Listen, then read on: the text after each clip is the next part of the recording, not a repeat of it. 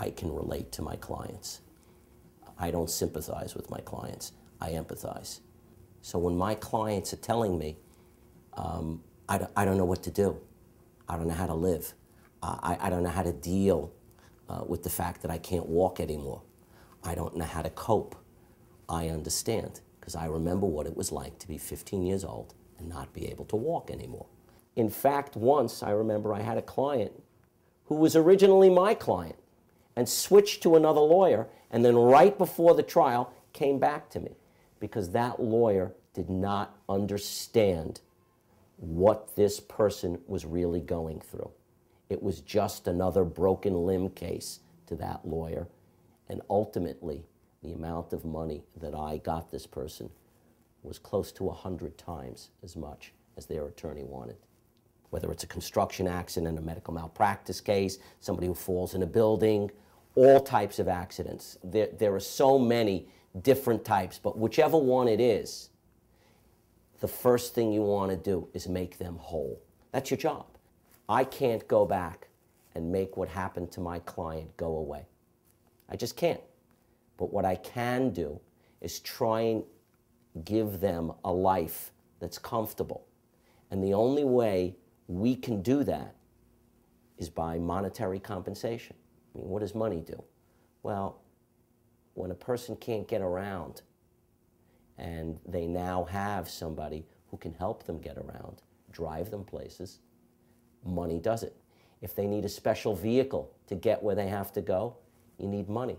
If you need a house that's built in a special way so that it has wheelchair ramps, it's accessible, if the bathrooms are accessible to wheelchairs, that stuff costs a great deal of money. I represented a gentleman who got injured on a construction site. He tried to go back to work a couple of times, and he kept getting re-injured. And he was calling and telling me, I'm going to have to move, I'm going to have to sell the house, the kids are going to have to change school districts. The whole family was affected.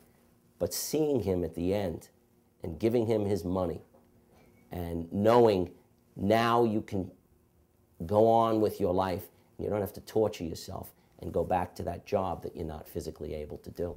To me, worker safety is something that is sometimes ignored on the construction site because the almighty dollar comes into play. And I have made it my personal mission to stay involved and not just win a case, but make sure that the law that allows my clients to come to court stays as strong as it is. I've written articles about it where I actually was saying to the judges who have written some of their opinions that they're wrong. You're favoring money over safety, money over lives, money over health, and that's not right. I had a case once involving a child who was brain damaged. I remember why I actually got that case settled. I was standing there in the courthouse, and the lawyer was coming up to me and arguing with me. They didn't want to settle the case with me.